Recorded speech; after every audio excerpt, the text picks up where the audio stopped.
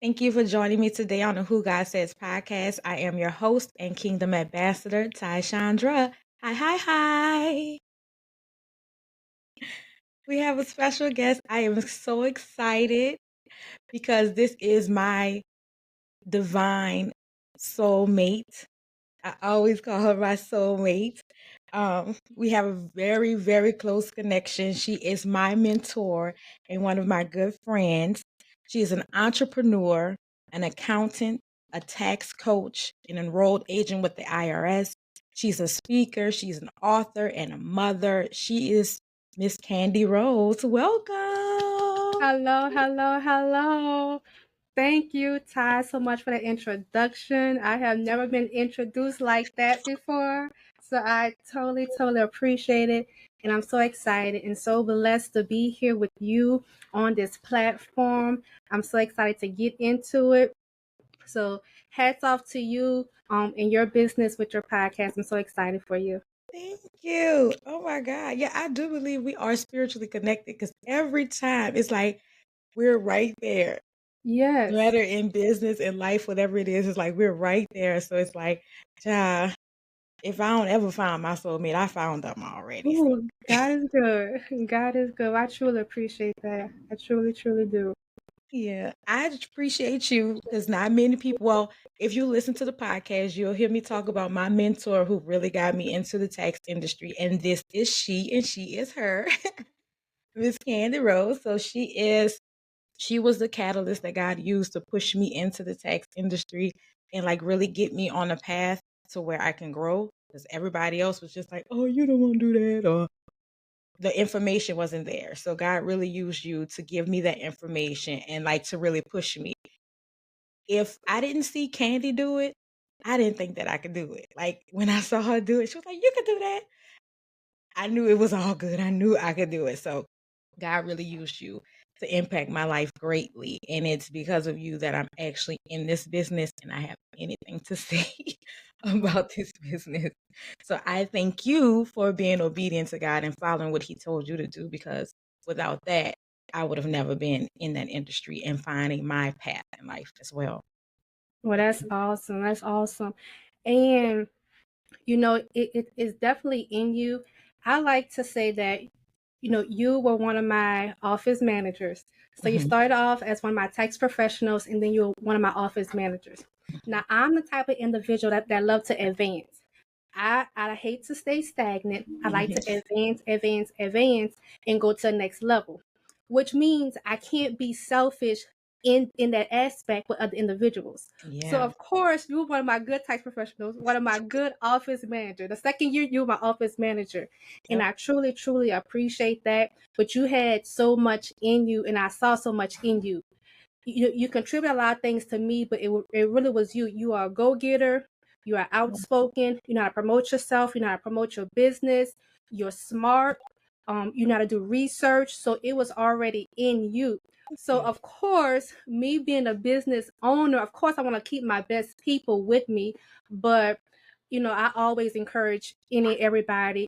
Yes, I want to keep you here with me, but advance and grow. Because I know if it was me, I want to advance and grow. So I want you to advance and grow as well. So you're awesome. And 10, 11 years later, I'm so blessed to see what God has done for you and how God has moved and elevated you in your life. Oh, thank you. Don't make me start crying now. Don't make me start crying. Okay, so I want to start by asking you, where did you grow up, and did you grow up in like a religious household, anything like that? Well, I grew up in Gretna. I'm from New Orleans, Louisiana. I grew up in Gretna on the West Bank part of town, the West Bank, the best bank. That's what that's where I grew up at. And as far as my household, as far as having a religious household, my parents kept me in church. Now, growing up, I didn't go to church a lot with my parents because my parents worked. Yeah. But my parents made sure that I was at church. So they would either bring me to church or I'll be by my grandmother's house on a weekend or during the summertime. And she stayed right by the church and we would walk to church. Yeah. So I stayed in church. Back then, church was where I was at. I love going. We love going to church. I truly love going to church. All my friends were at church.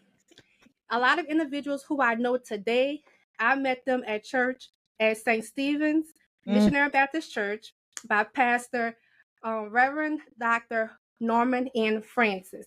So that's why I went to church at right there in Algiers. And to be honest with you, I was at church more times than I was at home. yeah, Like back then, they had so much for the youth to do. yeah. We were involved in church. So whether it was youth Bible study on a Wednesday, I was in a choir. We had choir rehearsal at least 2 times a week. I was a part of the liturgical dance team. We had Yep. practice for the dance team. So we stayed in church a whole lot. During the summertime, we had vacation Bible school. And we look forward to vacation Bible school because we knew right afterwards we was going to a water park. So they just had us involved. They Yeah. just had so many things at the church, made church fun.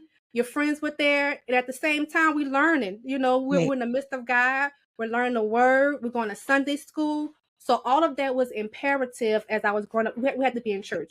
We Right. knew that if we wanted to do something that Sunday, go to a party, the skate ring or whatever, if you ain't go to church, you wasn't going nowhere. So that's how it was for me growing up. I learned a lot. One of my first vacations out of town was with the church. So like Wow. I said, I was a part of the choir, and we had a big choir and we had a good choir.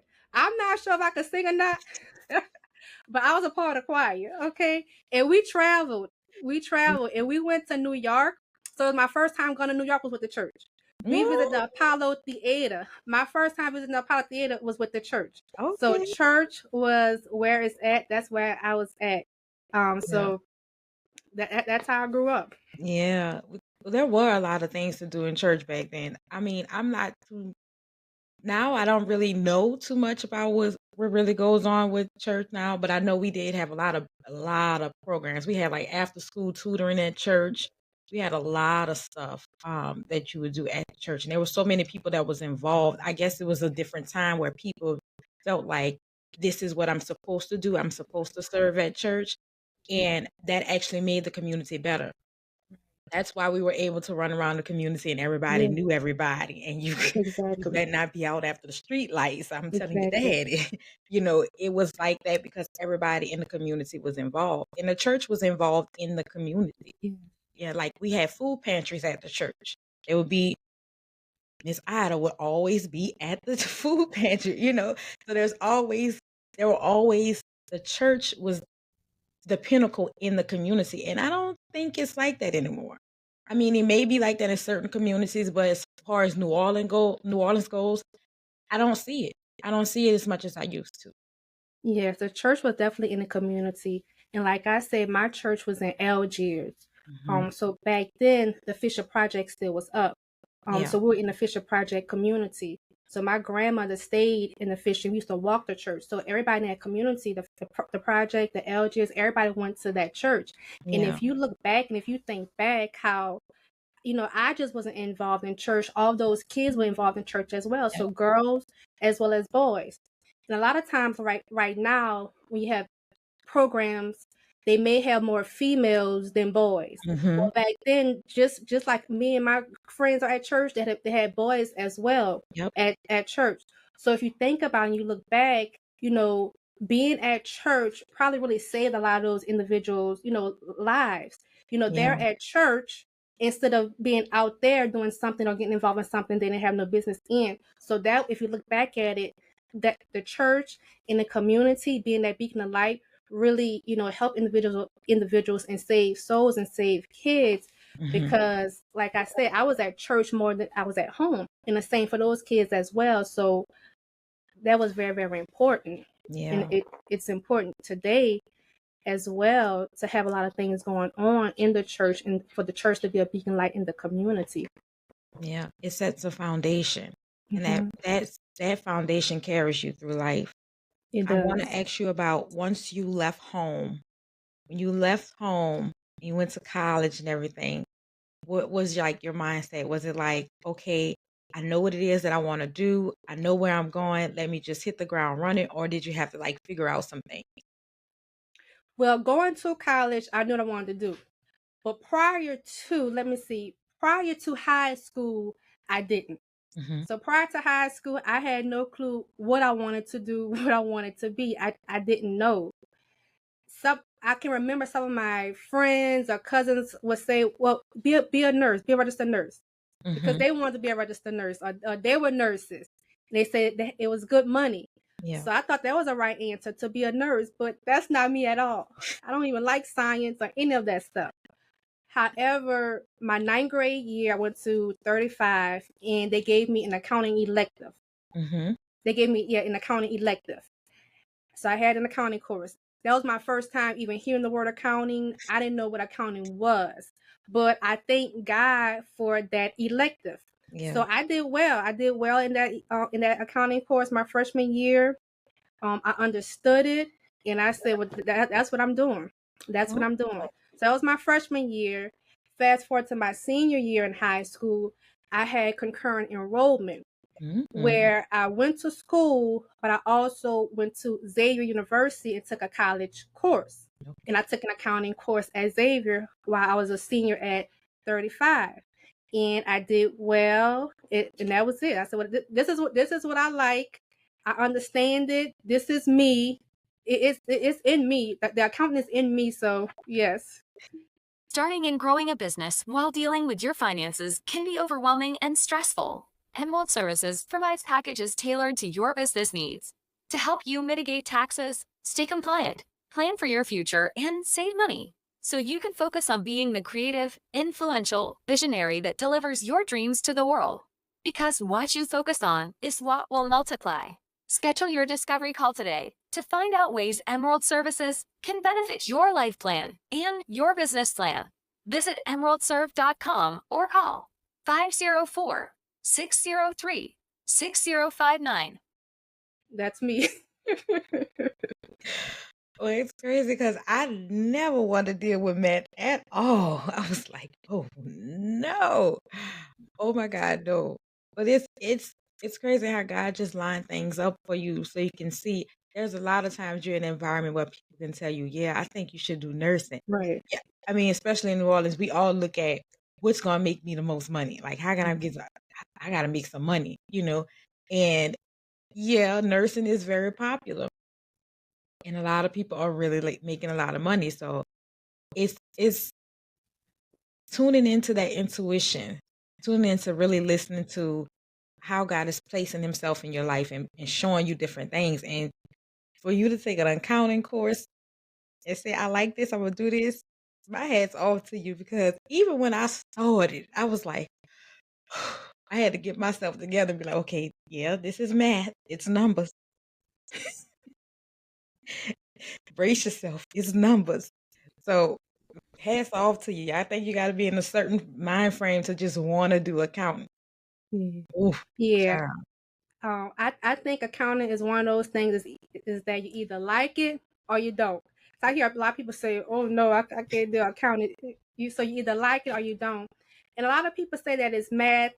It is math, but of course, if you got a calculator, you're good. So it's a Mm-hmm. lot of accounting principles. The Yes. foundation of accounting, you're learning a lot of accounting principles Yeah. um, in theory and everything. But of course, working with businesses, the financial aspect of it, the analyzation, the financial aspect of it, so that you can make informed decisions or help that company make informed decisions. But yeah, that's me. Yeah. Oh my God. Well, how do you feel about like there's a lot of studies that's out that's saying the accounting or the finance industry, particularly with accounting and bookkeeping and business services, that industry is shrinking. Like there are less and less people that are coming out of college and want to go in that field. Like, what do you think? Why do you think that is? Do you have any thoughts on that? I'm not sure. I know it's definitely needed. I know we have a lot of technology out there, such Hmm. as AI, and AI is replacing a lot of things. But AI is also a tool that helps Right. with a lot of things as well. But accountants are always going to be needed because you actually need that individual Right. to be able to interpret. Of course, AI are tools that can help with different things, but you need that individual that can interpret, that can manage, and that can analyze your financial data and be able to speak and tell you what you need to do Right. budget wise, forecasting wise for your company. So I believe that it's always going to be needed. It's always going to be needed. With tax preparation, is always going to be needed.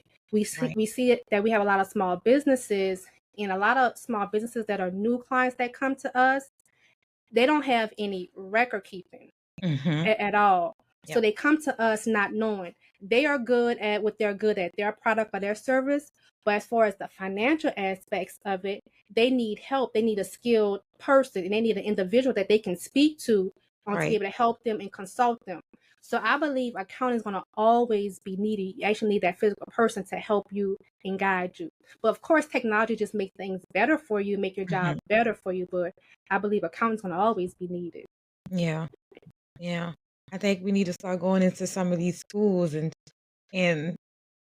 try just getting them interested in it. Just letting the kids know how it actually follows you throughout your life. I don't think they understand that. Yeah, taxes is going to be forever until the government decides, hey, we just going to pay for everything. Y'all ain't got to pay for nothing else. Yes. So, taxes is going to be forever. So I think that maybe we should go into like these schools and just start helping them get an understanding early on. Like, okay, even if you're not preparing taxes, you still have to file taxes, and just giving a little better understanding of that. I think that will help people get more interested. Like with you took a course in high school, and that opened up your mind. Say, I want to do this. So I Yeah. think that would be a great idea for us. It's something I've been thinking about, but I've just been No. thinking about that lately. Like going back into the schools, especially in where we're from. We're from New Orleans. So especially in New Orleans, there's nothing that's kind of steering or even giving information to help people. We do have those courses, but yep, that was just my Yes. thought. It was No, just I think that's important because just like you said, just like that accounting elective saved me because prior to that I didn't know. But being introduced to Mhm. accounting saves me. And just like that accounting elective was important for me, financial literacy now is important for those middle Yes. school, high school individuals as well as an elective, so they can be introduced to Yep. money, how to Yep. manage money, how to plan it, how to use it, so that it can save them um during college, during their family and everything. Because when I went to college, that's when I got my first credit card. I didn't know anything about credit cards, but they came on a college campus issuing us out credit cards with an application, and I applied and I got me one. And I just told my daughter, "You're not getting a credit card." She was like, "Why?" You don't need it. Not right now. You don't need it. Yes. Yeah, they'll get you right quick. Now she want a Mhm. car, but I'm gonna get a car. How you gonna get this car? How you paying for this car? But you said I could go and I could she won't lease a, she won't finance the car and all this. I was like, the first thing you do when you go to college, don't get in debt. That's not the first thing. So Mhm. I want to ask, okay, so when you got out of college, you was going into the workforce. Did you think, okay, I'm going to start at this company, I want to grow with this company, eventually become a CFO, or was business ownership always there? Initially, business ownership was not there. So after college, my whole mind frame was climbing up the corporate ladder. And Hmm. to climb up the corporate ladder, get a good job. So I get this large income to be able to take Hmm. care of me and my family. And that's how I'm gonna be set. So my goal was just continue to learn accounting so I can continue to grow. So like I said, I don't like to stay stagnant. So after college, I graduated from Xavier University and I actually started working there in the bursar's office. Okay. I worked there. And then I went to Children's Hospital. I worked there as a grant accountant. Then I went to the city of New Orleans. I worked there. And then I went to a private company, a construction company, and I worked there. So all those were accounting jobs. Hmm. But at the city of New Orleans, was where a little transition took place. At that time, I recently graduated from grad school. I recently got married. So there was a whole lot of newness, new beginnings. So now we have to look at the future. What do we want to do? So I always want to elevate and grow in advance for my family. And just so happened, our boss planted a seed in us, me and the other coworkers. And I'm not even sure if she knows that's how we got involved with Liberty Tax. But our boss at the time, it was me and these other two guys who sat together.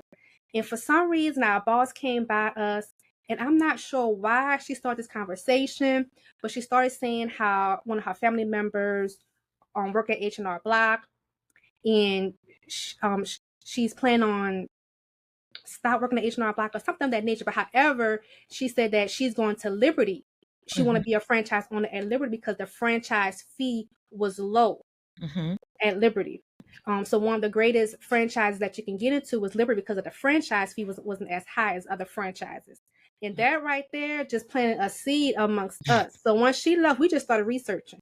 We just started researching franchises, the cost, all of that. So at that moment, myself and these other two coworkers, we were going to go into business together. We were going to be partners and have our own Liberty Tax franchise. But it didn't work out that way. And only one guy at that time, because his family member gave him the capital, the startup money to start his business. So, and his family member wanted him to do it on his own since he was investing it in him. So he actually did it by himself that year. And I said, okay, well, he's doing it. That means I can do it. So I need a game plan. So I took that whole year to map out a game plan of how I could become a franchise owner the following year by myself. And that's what happened. I ended up getting another job because I needed more income because I needed a loan to help me with my startup money. And basically, that's how I got into it. So somebody actually, we were looking to grow, looking for opportunities to elevate ourselves and our family. And then here comes somebody planted a seed and we started researching and we just took it from there. So that's how it went initially. Okay. There's a lot of seeds being planted. Yes. I mean, it's amazing that you have the intuition to actually pay attention to it. That's the thing. Some people would just say, okay, that was just the water cooler talk and just let it go and say, well, yeah, I mean, it might be a good idea for somebody and just let it go right over their head and say, oh, well, she going from H&R Block to Liberty. Okay, good for her. And it's just gone. But yes, taking those seeds and running with it, like that is, God don't be playing. Right. And also important about who you surround yourself with and who you're with, because not only me, these other two guys, they were go-getters. They had the mind frame as well. Yeah. So, who you associate yourself with, who you're in a room with, who you sit next to, also play a part. Iron sharpen irons. That's so right. that played a part as well. We all were motivated. That's right. So in business, how long did it take for you to start your franchise and open up your office and get everything running? So it took me a year to actually plan it. Okay. Once I actually got in it with the application and everything, I want to say that I got started like around August, and I had to go to training. It may be around November or December, I actually found a location. So I actually had my first tax school that year as well. At that time, tax school started in August. Yeah, so I must have went to training prior. But tax school started in August, but I didn't have no location at the time. So I actually had my first tax school at Dillard University. And I actually got my location November or December. So it was like that time frame, maybe from July and on. But once I went to training, it was on and popping. I had to have my tax school, had to find a building, I had to get up and running. So maybe from August to December, I was working because August started tax school. So I had tax school. I'm also trying to look for a building, look for a location, get things going. Yeah, so that's how it worked. Okay. Yeah, and I was there at the first tax school. I was there. Yes. From day one. You were there from day one. I was there. Just a little selfish plug. So, what are some of the challenges that you faced in business as a woman of color, and how did you overcome those challenges? Wow. Wow. Okay. Well, that's almost a twofold question. I'm gonna have to break those up separate. Okay. I had so let's break it up into challenges that I had and challenges being a woman of color. Mm-hmm. So of course, the initial challenges that I had was that I was the first. I was the first one in my family to have a business. So I started this 10 and a half, 11 years ago. And during that time, you didn't really see people like us. I didn't see it at all that had their own business. And 10 years ago, when you had a business, there was no virtue. There was no such thing as virtue back then 10 years ago. So when you had a business, you had a brick and mortar. Right. And I didn't see anybody with a business with a brick and mortar. And that was one of my challenges at first because I was the first. So when you're first, you're new, and all of these experiences, lessons and losses come along with it. There's nobody else prior who did it, who you can ask questions, who you can glean from. Right. So you're learning, you're experiencing firsthand. And that's the reason why, one of the reasons why I went with a franchise, because the system was already there. Mm-hmm. So I knew there's a system in place. I can just work the system. I'm a go-getter. I know how to work the system. So that was a challenge being the first. It was new. So with new come a whole lot of stuff. So one, I had to learn how to manage my capital, my cash flow. Right. I had to learn how to manage my cash flow. So really, I always say that if it wasn't for the grace of God, I would have been one and done, 1 year and done, because I messed up so much, but I learned from it. But I made costly mistakes in that cash flow. That was a costly mistake. Not only that, insurance. So you have, so as a business owner with a brick and mortar, you have so many things that you got to check off the list, compliance wise, that you're making sure that you have to follow. So I have compliance issues I have to follow. I have a whole staff. I got employees. I have to make sure I'm following that set of rules and laws. And I'm doing this by myself. I'm the only owner. So of course, and this is my first time again. This is the new thing, my first time. So of course, some things are not gonna get checked off. And I'm learning as I'm going, but I'm making costly mistakes. And insurance was one of them. I had general liability insurance, but I didn't have flood insurance. And lo and behold, we have a flood. That another insurance I didn't have. Professional liability insurance, errors and omission insurance. I had to learn the hard way about that. So the challenges that I faced were the initial challenges of a new business. A new business. Learning, experiencing, and of course, I had to go through those challenges, and I did. So of course, now I have a system in place. I know what to do. I can help others and things of that nature. So those are my initial challenges. Being a woman of color, I'm going to have to say that I can't think of a challenge per se, being a woman of color, that was an issue as far as racism or sexism. But I can say that what was challenging is that me not letting everybody know that, hey, I'm a woman of color, I got a business. That was the challenging part. So what I mean by that is that I grew up shy. I grew up shy, and keyword grew up, because I'm making sure that what comes out my mouth, I'm making sure I'm saying the right thing. So I grew up shy. However, I am a go-getter. I have a great work ethic. So I'm gonna work and I'm gonna grind. But as far as open up my mouth and marketing, that was one of my weaknesses. So for the first 5 years, people didn't really even know that was my business. Individuals didn't know that was my business. So I had marketers And marketers go out to market a business, but what I learned is that people do business with who they know, with Mm-hmm. you. And once they see you, make a connection, see your personality, they want to do business with you. Yep. So when my clients begin to know and realize that I was the owner, this young Black lady owning this Liberty Tax franchise on North Broad Street, and I was the owner, they were so excited. Mm-hmm. They were so proud of me. They wanted to support me. And I think that's one of the reasons why I probably still here. That's probably why they kept coming back.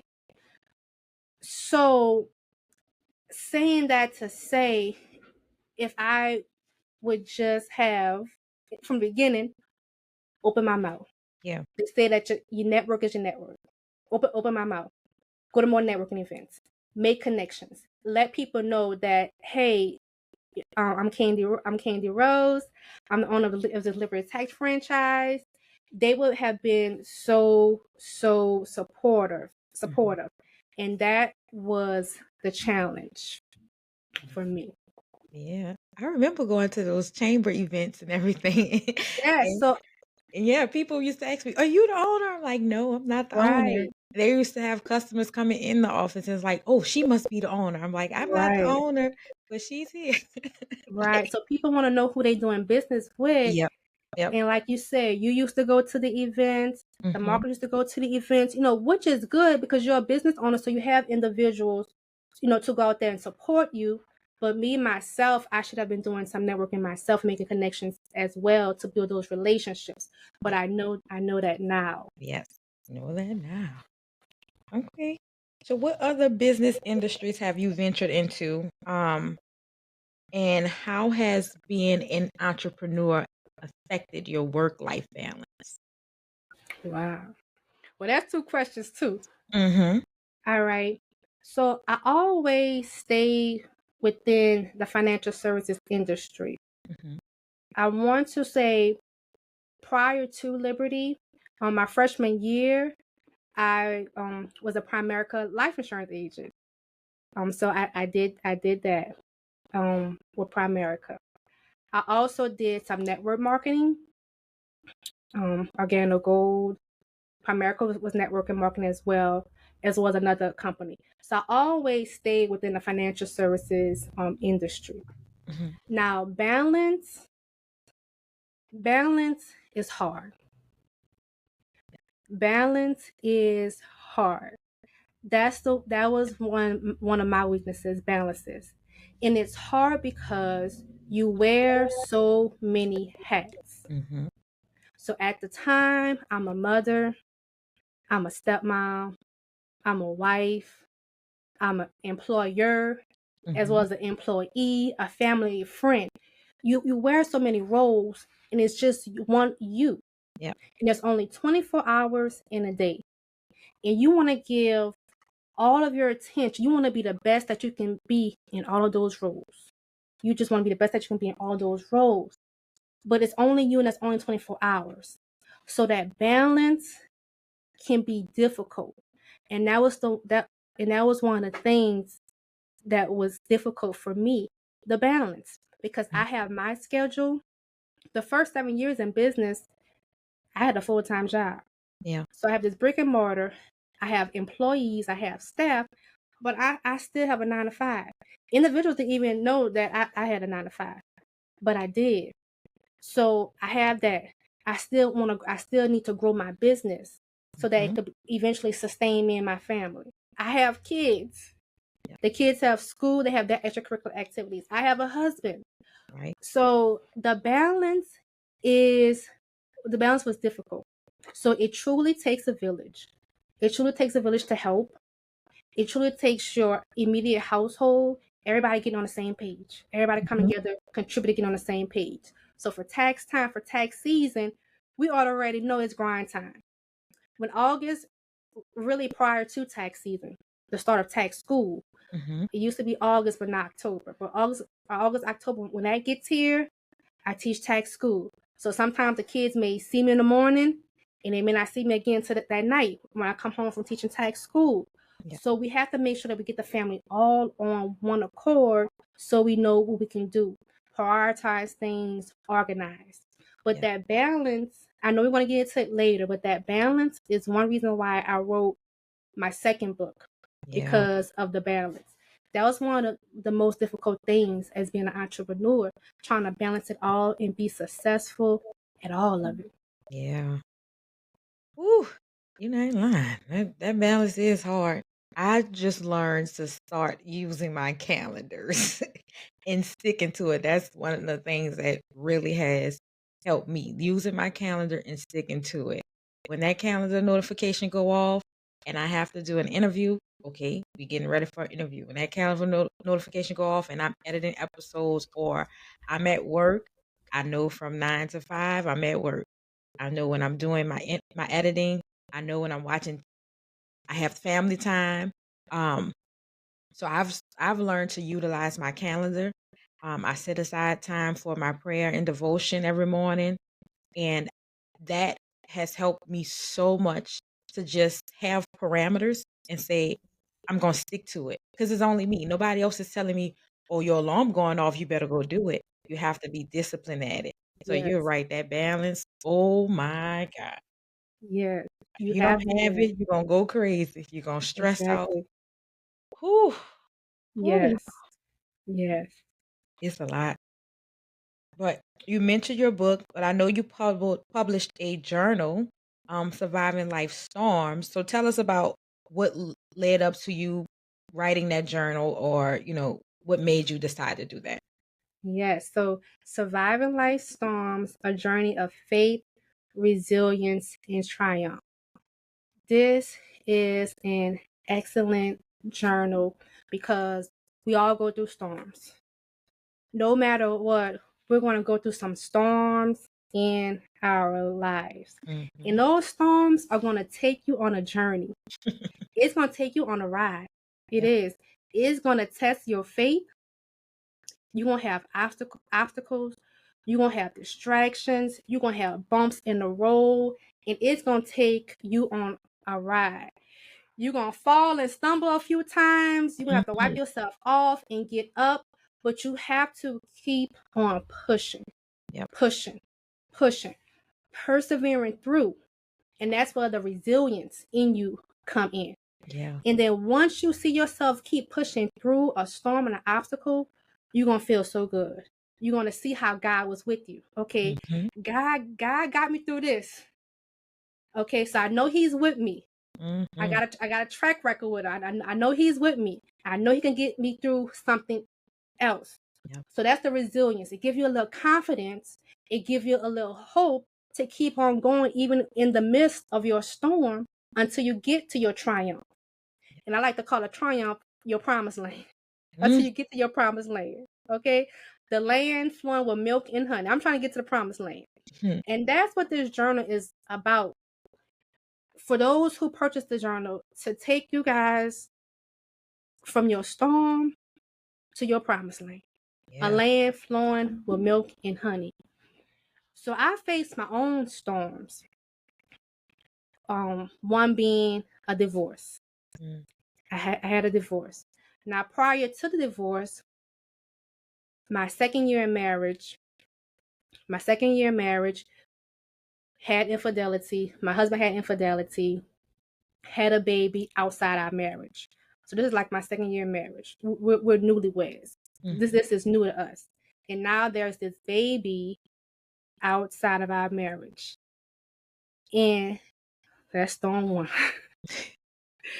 It hit you.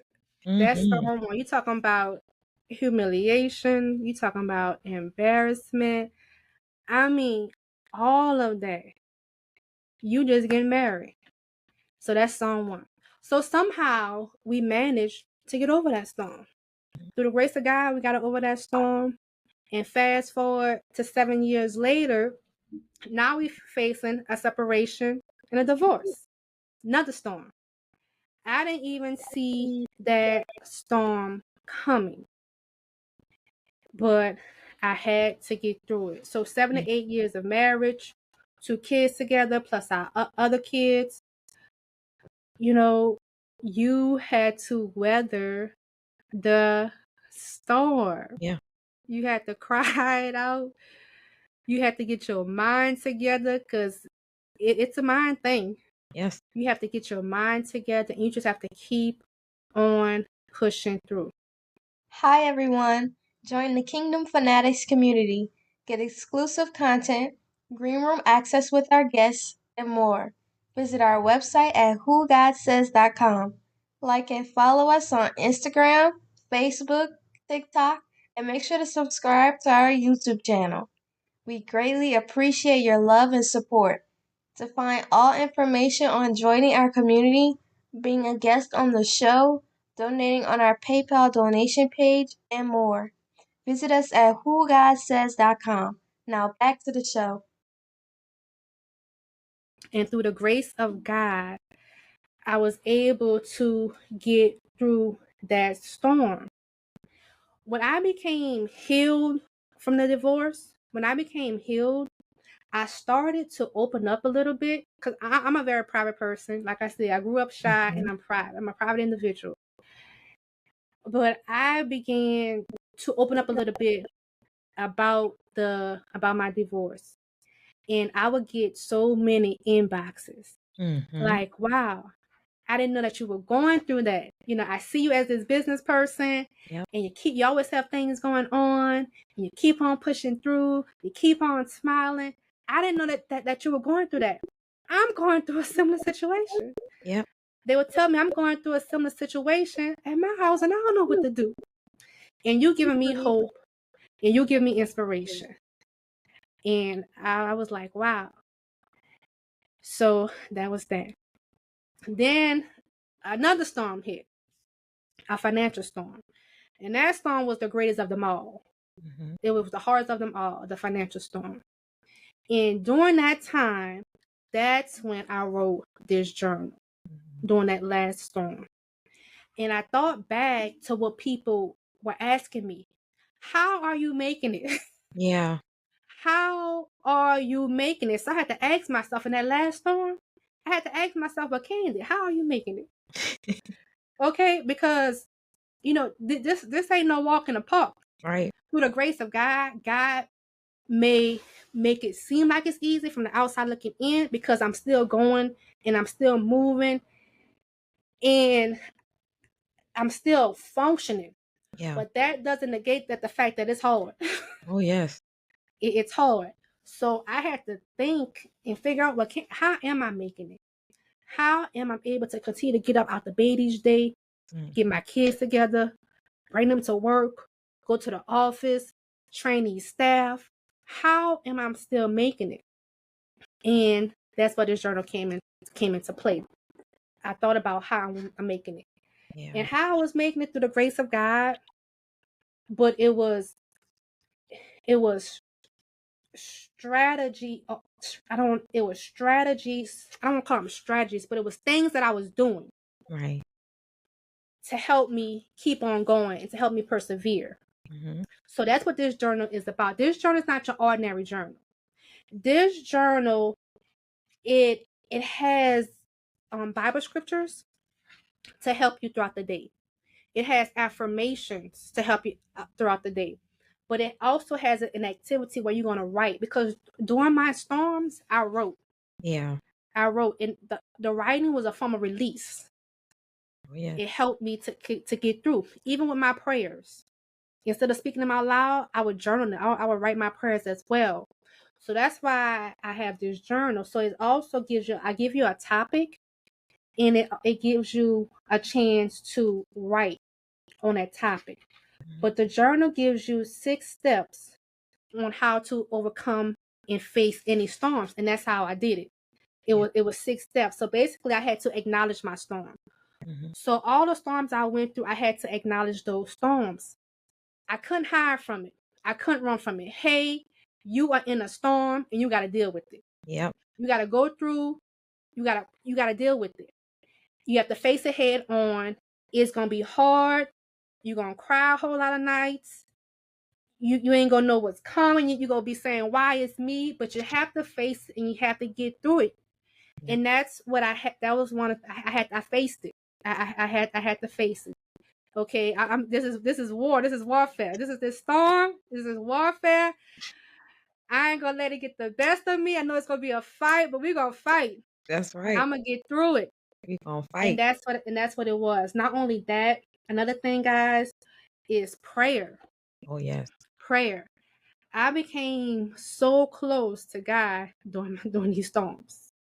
Like, I can truly say that I have a personal relationship with God. Yep. So I had a routine.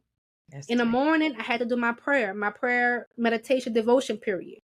Okay, I had to pray. I had to listen to a word. And during my struggles or storms, God always speak to me through a certain individual. So I would listen to their word, and God would just confirm things to me and speak to me. And that's the morning prayer, guys. The morning prayer routine is the thing that kept me, because in the morning, when you're fresh and you're new and you're having that connection with God, so now you're relief, and the weight is off your shoulder, and you can face the day. So now you're going with your day, because you're up in the morning while everybody's asleep. I'm up 3 or 4 o'clock in the morning. I'm an early bird. So while everybody's asleep, I'm up in the morning praying. Okay. So now I'm good. I can face the day. So now everybody else waking up, phone calls, distraction, I can face the day. And that morning devotion, it kept me. Now during the day, of course, distractions and things are gonna come along. You have to pray again some more, but constantly seeking God's face in this morning devotion, that prayer, oh, that helped. And even a part of my morning devotion, I even went to the gym as well. All that was a part of my morning devotion. I went to the gym at 5 o'clock. I prayed, then I went to the gym and I listened. So all of that, the exercising, all that was a form of release and therapy. That was my therapy. So that's a part of the journal. And things like fasting. Some things don't come unless you pray and fast. So I fasted a whole lot. Yeah. So these were the things that helped me get over these storms, to continue to function, continue to move, to continue to smile. When I was going through my divorce, my staff didn't even know I was going through a separation. If I wouldn't have told them, they wouldn't have known. One of these ladies, I don't know what happened, my tax preparer, but I informed her of what was going on. She said, "What?" She said, "And girl, you walk up in here smiling, training us, talking to us, being with the client." She said, "I didn't even know." Yes, they didn't even know, through the grace of God. So that's how I was able to continue on, guys. The strength of friendships, during my divorce. Like I said, I'm a shy person. I'm a private person, so I'm not talking my business to everybody. That's something I don't do. I don't talk my business to people. I don't put it on social media. But you may have those close friends that you may confide in. Yeah. That they may help you along the way. You can tell some things to them. They'll give you an encouraging word. They'll pray and support you. So that support system helped me as well. A support system who's not going to kick you while you're down. Yeah. Get the best of you while you're down. Use you while you're in your most vulnerable moment. But a support system who was there to hear you, to listen out, and just be there. Right. So every week, me and my 2 friends, we would just go out. We'll do Taco Tuesday or something, and just getting out. I look forward to that every week so bad. I ain't gonna lie. I look forward to that outing, to eat, to laugh, and just to clown. When you have so much going on and you're in a struggle, you got distractions, your mind is so cluttered, you just need some form of relief. You need a laugh. Yes. And Lord, I look forward to that every week. So I go over that in a journal. So this journal is going to give you steps on how you overcome any storm, persevering through the storm, celebrating others' success, and lastly, triumphant over your storm. So persevering through the storm, it just means you got to keep going.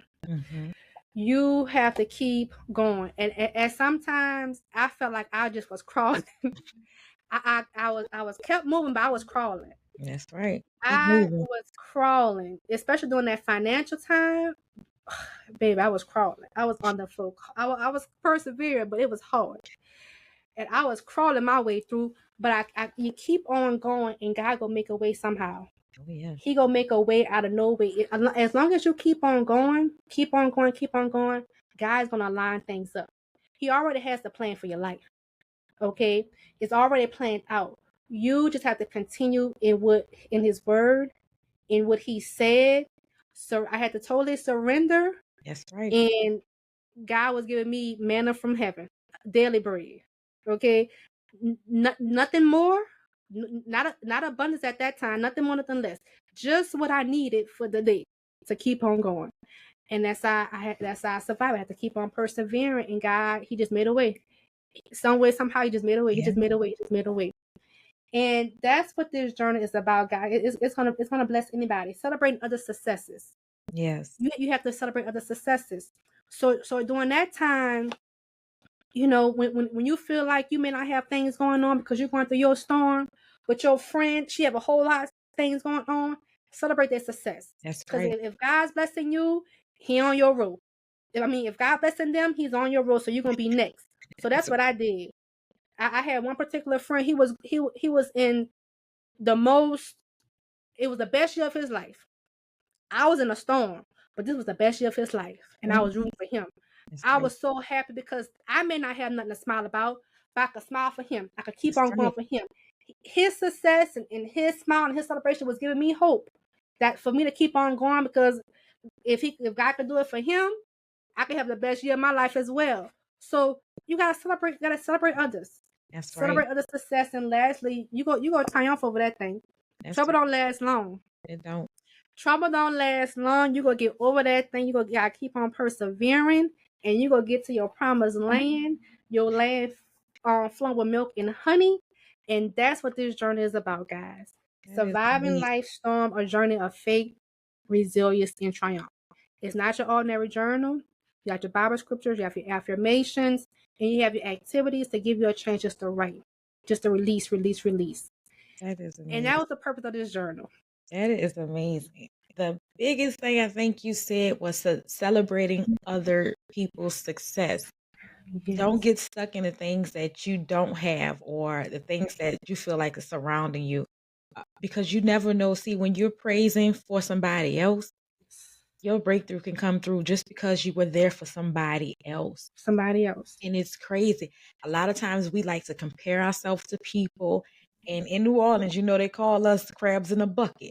You see somebody going up, you trying to grab them down.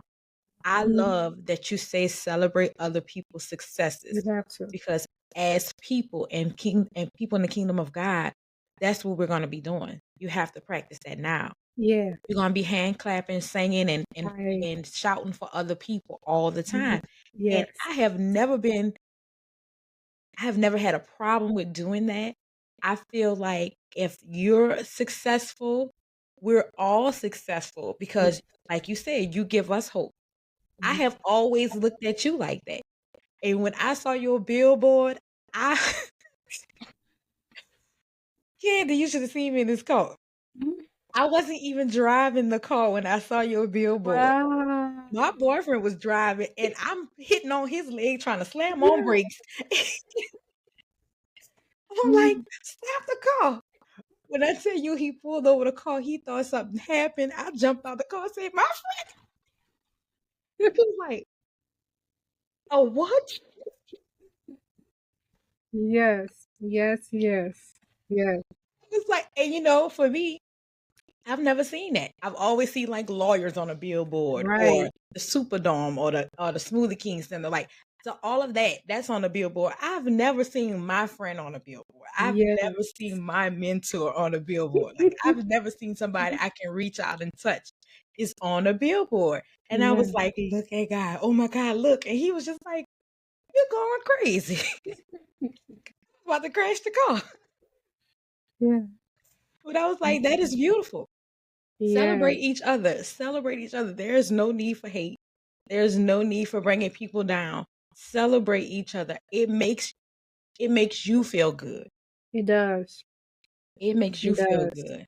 That It was does. amazing. I love seeing it. I took pictures Thank you, girl. on my phone.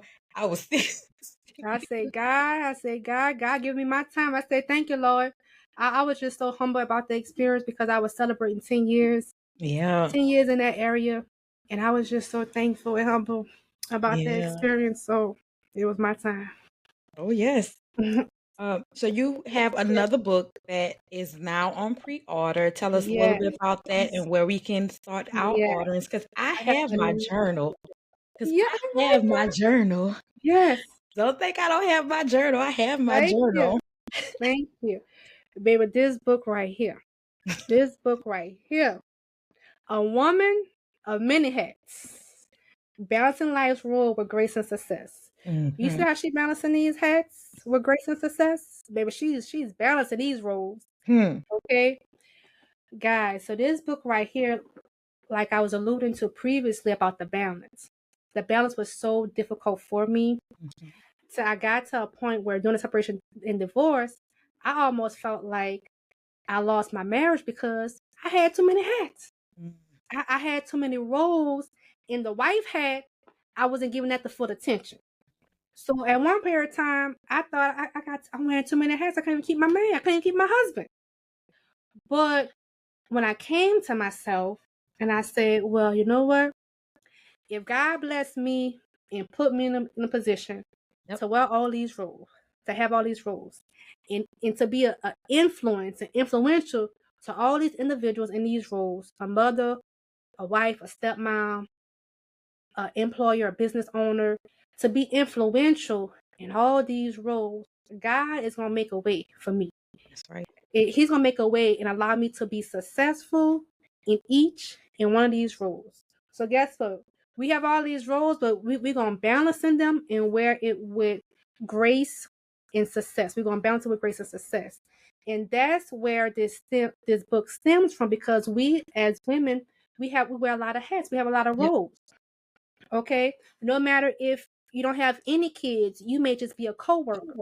Somebody is relying on you. You are helping somebody, Mm-hmm. and you have so many roles. And we want to be the best that we can be in all of our roles. And it just takes some structure, some organization, but we can do it. Right. Us women, business owners, mothers, we can have all those roles, all those hats, and still be successful at each and every one of them and balance things with grace and success. Oh, Just yes. like this lady, which is myself doing right here. Maybe I'm balancing these hats. But that's what this is what this book is about. Just giving us strategies Yeah. and tips. Like you were saying, you use your calendar a lot. Your Mm-hmm. calendar for your reminders. You set boundaries. That's all a part of balancing. And that's what I go over here. Multitasking. Mm-hmm. Multitasking is just not juggling everything all at one time, but it's prioritizing.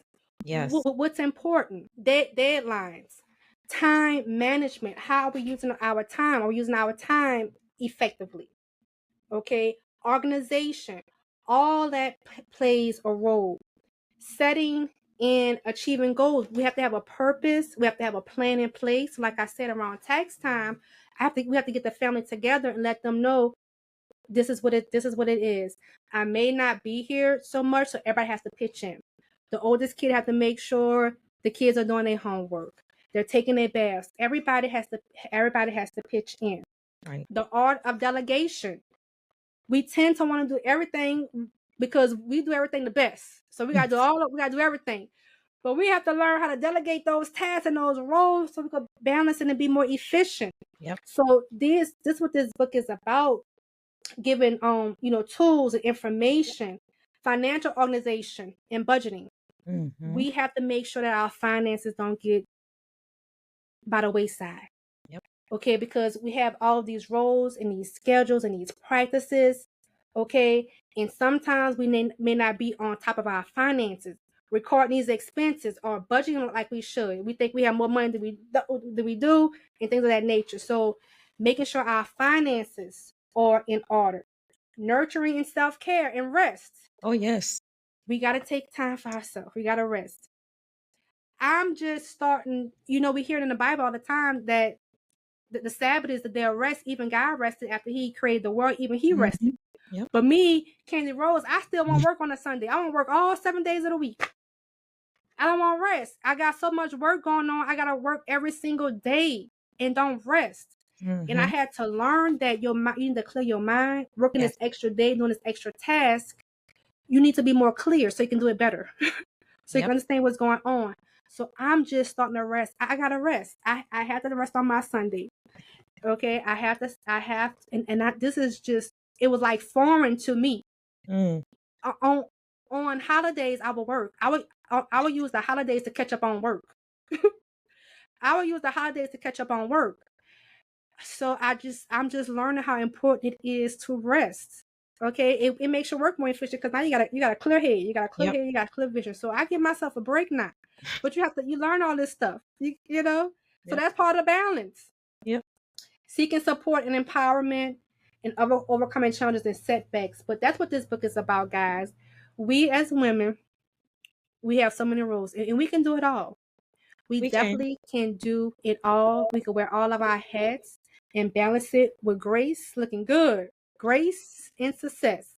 And that's what this book is about. We can do. We just need to put some systems and tools in place, and we're gonna be good. That's All right. right. So guess what? You can balance your hats. You can have all these roles, and you can still keep your man, keep your marriage, keep your husband, all that. So That's right. yes, Yeah, we can do it. We have a blueprint, the yeah, Proverbs blueprint. 31 wife, and that Yeah. every man's, I want a Proverbs 31 wife.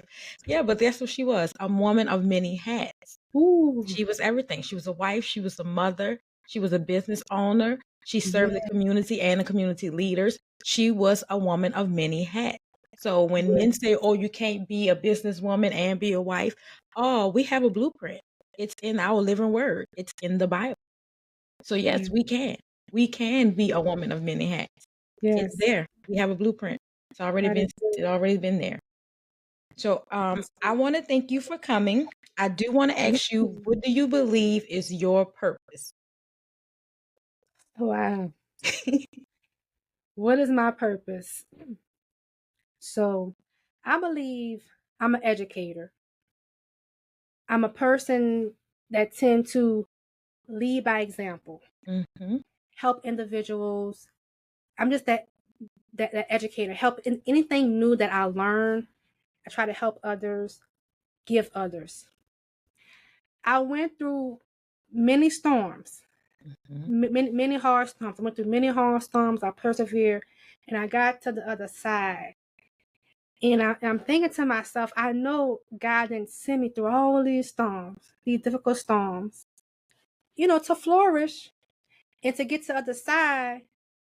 And then that's it, just to Mm, keep it to myself. right. I went through this. I was tested. I passed the test. Ta-da! And then nobody knows. So, I would have to say that, some of those things that I went through, maybe it's to help others. Yeah. Because all my life, the majority of my life, I have been shy. I have been a woman of little to no words. And now I'm at the stage in my life where I need to open my mouth wide Yep. and let God feel it. Yeah. And with that, maybe telling my story, how I overcame, can help somebody else. So maybe somewhere in that is my purpose. And I'm going to leave it like that. I think Yeah. that's amazing because I feel the same way. I'm a teacher at heart. I'm not the let's go through college type of teacher, but I am a teacher at heart. I'm the same way. I like to take information and give that information back. But the Bible tells us to share in each other's testimony. So you're not going through these storms just to keep it to yourself. You're Right. going through these storms to get to the other side, to flourish, yes, but to also share that testimony to glorify God. Those are the things that we learn as we're getting in relationship with God. Have that connection for ourselves. So I do want to thank you for being brave and obedient and just letting your voice be heard, just sharing your story, sharing your experiences, sharing your expertise. Again, the Bible says sharing each other's testimonies. You're glorifying God. You're doing exactly what He told you to do, exactly what He was meant, how He was meant to show up in your life. You're sharing it all with us. And so I want to thank you. again, my friend and mentor. Thank you. Thank you so much for being here and sharing your story. Tell the audience where they can connect with you and how they can purchase your book. Awesome, awesome, awesome. Well, you can purchase the journal Surviving Life Storm, A Journey of Faith, Resilience, and Triumph. It is on Amazon. And when it came out, it was Amazon's top seller. So you guys get it. It's going to be a blessing to you or sow it into somebody else's life, because we all go through storms at one point or another. You can also connect with me on my website, www.thekandyrose, Candy with a K, Kandy, and Rose, Rose.com, thekandyrose.com, to pre-order the book as well as the journal as well. You can also keep up with me through the website, through social media, The Kandy Rose, TheKandyrose, or my business enhanced tags on social media. But I just want to say thank you so much for allowing me this opportunity to be here with you and share. I hope I was able to help and provide value and help you in your platform. But thank you so much for this opportunity. And may God continue to bless you in your ministry, in your business, as you help others through your platform. So thank you so much. Thank you. All right, Kingdom Fanatics, we got to get to work. We got to make Candy a best-selling author again. Come on, Yes. Fanatics. Let's go. Yes.